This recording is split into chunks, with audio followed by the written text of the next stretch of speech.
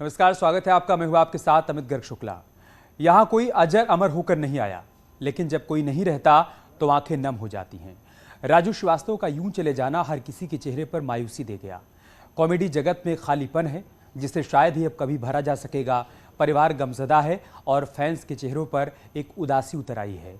हम सब जानते हैं कि राजू श्रीवास्तव हमारे बीच नहीं है, लेकिन अलविदा कहें भी तो कैसे कहें।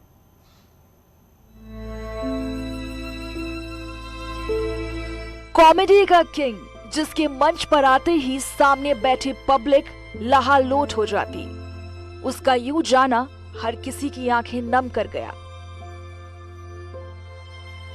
रोते हुए चेहरों में, थकान भरी चेहरों में, गुस्सैल चेहरों में एक हंसी हमेशा लाने का काम किया था, वो उस युग का अंत हो गया है। 42 दिन तक जिंदगी और मौत के बीच लंबे संघर्ष के बाद गजोधर भैया जिंदगी के मंच से उतर गए। सामने लोग बैठे रहे और काला पर्दा झूल गया। राजू भैया हम लोगों को हमेशा याद आएंगे और हम लोगों ने सोचा नहीं था कि आज ये दिन देखना पड़ेगा। बीती 10 अगस्त को राजू श्रीवास्तव को हार्ट अटैक आया था। इसी के बाद राजू श्रीवास्तव को दिल्ली के एम्स में एडमिट कराया जा रहा था। पिछले 42 दिनों में कई बार बेहतर होती सेहत की खबरें आती रही, लेकिन आखिर में जो खबर आई वो उनके जाने की थी। कि उनको महान बनाने के ऐसे बहुत सारे संस्मरण हैं जो हम लोगों को अपने जेहन में बराबर उनकी यादें रखे हुए हैं। राजू भाई ने कभी किसी को कोई बड़ा ना समझा, ना किसी को कभी छोटा समझा, अपना भाई समझा।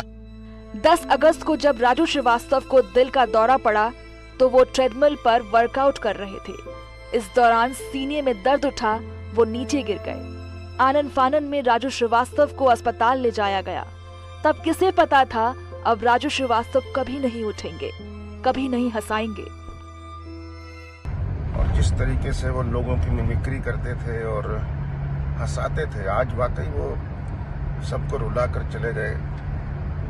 मीडिया रिपोर्ट्स के मुताबिक सुबह 10:20 पर राजू श्रीवास्तव ने आखिरी सांसें ली, ये कहते हुए कि जिंदगी में ऐसा काम करो कि यमराज भी आए तो कहे, भैंसे पर आप बैठिए, मैं पैदल चलूंगा, आप नेक आदमी हैं। ये बात राजू श्रीवास्तव ने ही कही थी। प्रिय राजू भाई, आपकी दुखद खबर पता चली। विश्वास करना तो मुश्किल है, बहुत मुश्किल है। काश आज का दिन नहीं आता। 40 दिन से आप जो जंग लड़ रहे थे, हम रोज़ प्रार्थना कर रहे थे कि कोई चमत्कार होगा, कोई चमत्कार होगा। लेकिन हम कॉमेडियंस के लिए और कॉमेडी की दुनिया के और कॉमेडी के चाहने वालों के लिए आपने ये जो आपकी जो खबर आई है, कभी सपने में भी नहीं सोचा था कि ऐसी खबर हमें देखने और सुनने मिलेगी। दिल्ली के एम्स में पिछले 42 दिनों से राजू श्रीवास्तव का इलाज चल रहा था।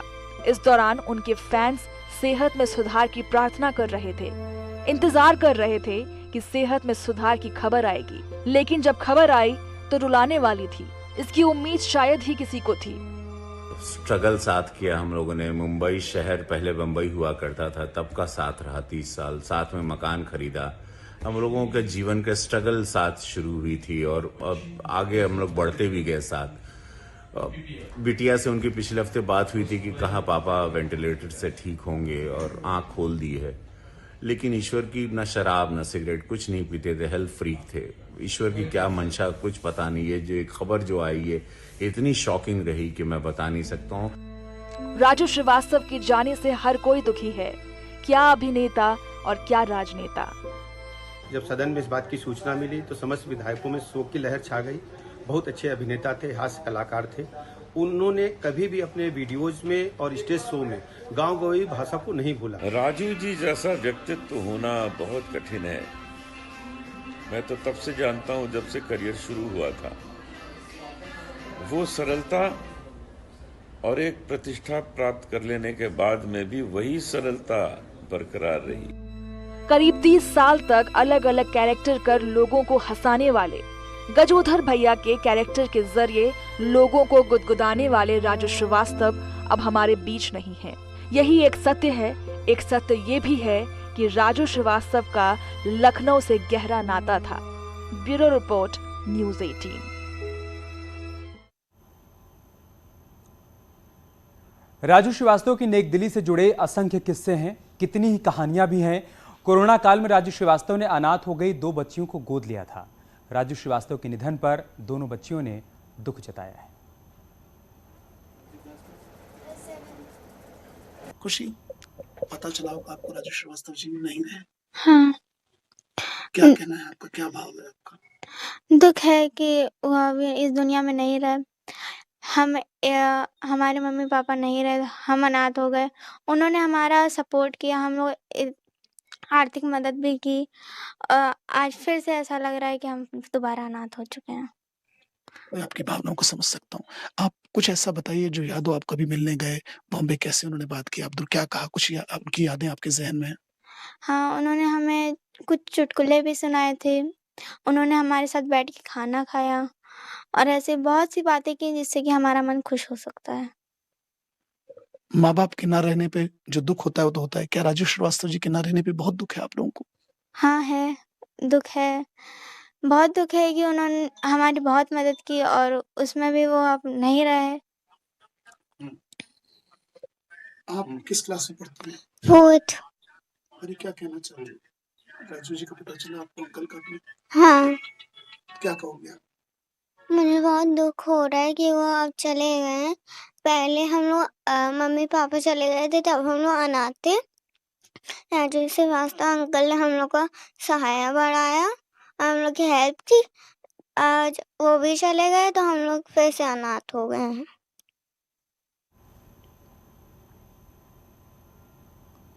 राजू श्रीवास्तव ने 1993 में कॉमेडियन के रूप में करियर की शुरुआत की और बाद में एक राजनेता बन गए। फिर भी कॉमेडी उनका शौक रहा। जब भी न्यूज़ 18 के मंच पर आते थे तो लोगों को गुदगुदाया करते थे। अब वो हमारे बीच नहीं हैं, लेकिन उनकी बातें हमेशा हमें गुदगुदाती रहेंगी।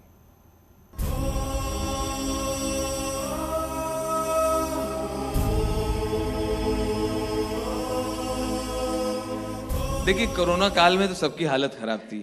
ये उनके कान में बता रहे हैं, माल पकड़ा गया। ये युगांडा के राष्ट्रपति आ गए। 30 साल से लोगों को गुदगुदाने वाला। देखिए, खोया तो वो होता है जो गाजर के हलवे में पड़ता है, और पाया वो हो जाता है खटिया के नीचे होता है। पाया हालांकि अमीनाबाद में भी अच्छा मिलता है। 1993 में हास्य की दुनिया से जुड़े और स्टैंड अप कॉमेडियन की पहचान बनाई। मजाक मजाक में काफी लोग आ गए। अरे आप भी आया।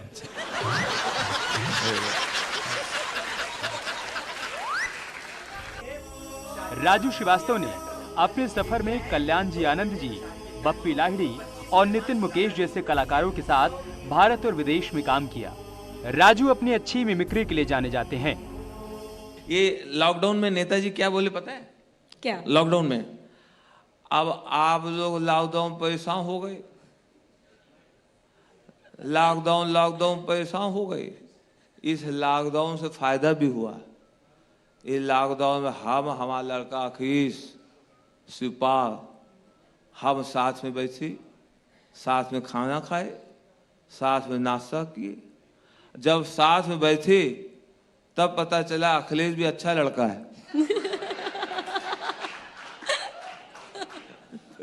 राजू श्रीवास्तव राजनीति के दिग्गजों की मिमिक्री करते हैं, चाहे मुलायम सिंह यादव हों या फिर शरद पवार या फिर शिवपाल यादव। बहुत ही चुटीले अंदाज में शब्दों को पिरोकर गुदगुदाते हैं। वैसे तो एकदम सीधा तन के चलते हैं, खंबे की तरह। अरे ये मुलायम सिंह जी, शिवपाल जी और तीसरे बैठे थे साथ में शरद पवार, तीनों बातें कर रहे थे। अब सोचिए उस दिन क्या हो रहा होगा। शरद पवार जी बोले, महाराष्ट्र के जो प्रश्न है महाराष्ट्र मध्ये जो लोकशाहीचा कार्यक्रम महाराष्ट्र, तो असं नाही शिवसेना की कार्यक्रम है। अब शिवसेना के अंदर जो महाराष्ट्र का प्रश्न है, और प्रश्न असाचा काय करणार में प्रश्न। तो सिर्फ मुलायम सिंह जी समझ पाए। तो मुलायम सिंह जी बोले, अब आओ बा कहे सोम बैठी, अब हम बाए सिपाही बैठी सिपाही, अब सिपाही बा बैठी हो गए सिपाही बैठी, अब सिपाही आओ बैठी। अब इन दोनों की बातों को सिर्फ शिवपाल समझ पाए।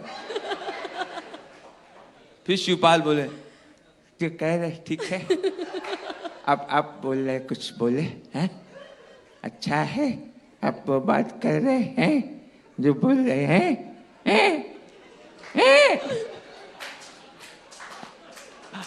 जब तक उन्होंने ऐ किया, दोनों घर चले गए। राजू श्रीवास्तव को असली कामयाबी ग्रेट इंडियन लाफ्टर चैलेंज से मिली। इस शो में अपने कमाल के प्रदर्शन की बदौलत वो घर घर में सबकी जुबान पर छा गए। फिल्मों में भी अपने हास्य से लोगों को गुदगुदाया। स्कूटर से निकल रहे हो, निकल ही नहीं पाओगे और उठेंगे भी नहीं। अब हॉर्न मारते रहो और चार बाग में गैया बैठी रहेंगे, उल्टा आपको ऐसे चिढ़ाएंगी।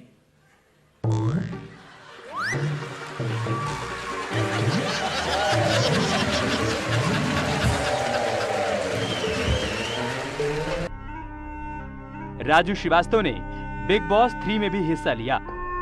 2 महीने तक घर में सबको हंसाया। 2013 में राजू ने अपनी पत्नी के साथ नच बलिए सीजन 6 में भाग लिया। 2014 में समाजवादी पार्टी ने लोकसभा चुनाव में कानपुर से टिकट दिया, लेकिन राजू श्रीवास्तव ने टिकट वापस कर दिया और 19 मार्च 2014 को भारतीय जनता पार्टी में शामिल हो गए। राजनीति में आने के बाद भी लोगों को गुदगुदाते रहे। कानपुर में देखिए, कलेक्टरगंज, हुलागंज, नयागंज, सुजातगंज, हाँ, चुन्नीगंज, ये जरूर किसी गंजे ने रखा होगा। न्यूज 18 के सबसे बड़े मंच पर राजू श्रीवास्तव अक्सर आते रहे। 2019, 2020 और 2021 में हर बार राइजिंग यूपी के मंच से लोगों को गुदगुदाया। मुंबई जाते हैं तो कहते हैं ये हमारे उत्तर प्रदेश का है, वहीं से लाए हैं गुरु। और मुंबई में कुछ नहीं रखा, आओ यहाँ रहो, अपना उत्तर प्रदेश में शूटिंग करो, सब सरकार सुविधाएं दे रही है और यहाँ अपना मौज लो, आओ का। कोरोना काल में राजू श्रीवास्तव भी वायरस की चपेट में आ गए थे। कोरोना को हराने के बाद जब ठीक हुए तो न्यूज 18 के मंच पर पहुंचे और कोरोना काल की यादों को हास्य रूप में सबके सामने रखा। N95 लगा के मैं किसी के यहाँ चला गया खाने पे, दावत में। अब जैसे ही खाना लगा तो मैंने उतार के टेबल पे रख दिया। वेटर आया, उसी में रायता डाल के चला गया। अच्छा, था भी हरे रंग का, सोचे धुन्ना है। तो कानपुर लोग लगवा रहे हैं वैसे। राजू श्रीवास्तव किसी भी परिस्थिति में रहे, लेकिन अपने अंदर की गजोधर को हमेशा ही जिंदा रखा। गजोधर जो है अपने ऑफिस से छुट्टी मांग रहे थे कोरोना के टाइम पे।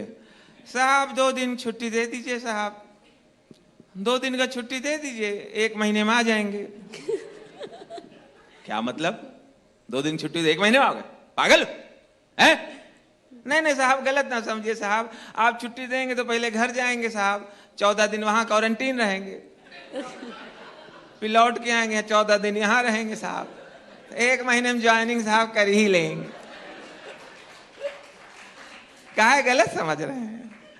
तो यही सब कर रहे थे गजोधर भैया। मुझे लगता था मैं भी कैद हूँ, घर में हूँ, इवेंट बंद, शो बंद, फंक्शन बंद, तो हाथ से ढूंढ रहे थे, हाथ से बना रहे थे। अजीब अजीब बातें होती थी सोसाइटी में, बिल्डिंग्स में।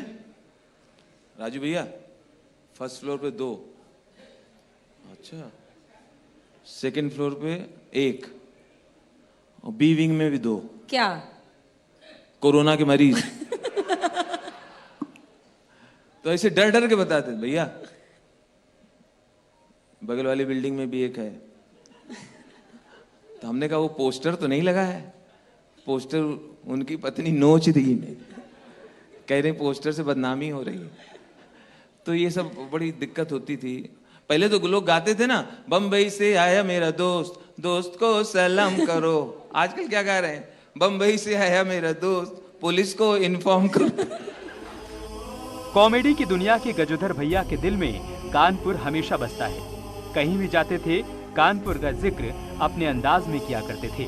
कानपुर का जिक्र किए बिना उनका कोई भी शो पूरा नहीं होता था। पूरे शहर को अपने शब्दों में बसा कर रखते थे। अजीब अजीब बात करते हैं वहां के लोग, लेकिन मजेदार बात करते हैं। अब कानपुर में हमें किसी रेस्टोरेंट में चले गए खाना खाने, हमने कहा दोपहर का टाइम था, भूख लगी थी, हमने कहा खाना तैयार है। अरे तो लंच टाइम है, लंच टाइम में आ गए आप, अब वो भी खाना खाने। हमने कहा लंच टाइम में ही तो खाते हैं। नहीं भाई, वेटर लोग लंच कर रहे हैं।